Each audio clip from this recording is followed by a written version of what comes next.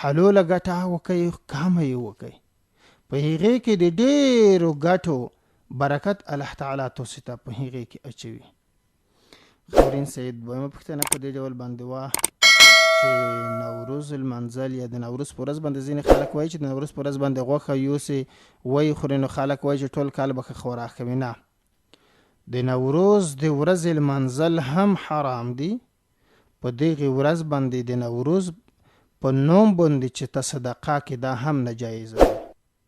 په دغې کې هیڅ شرعي سند د دې نشته چې په دې ورځ د ته صدقه وکړي.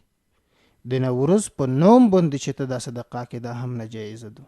یو صدقه ده چې سړی کوي، نو صدقه هر وخت سړی کړلی شي، خو په دې نوم یې نشي کړلی چې دا د نوي کال ورځ ده زه صدقه کوم، ځکه په دغې ورځ باندې د رسول الله صلی الله علیه وسلم نه هیڅ شی هم نه دي راغلي، صحابهو نه هیڅ شی هم نه دي وارد شوي.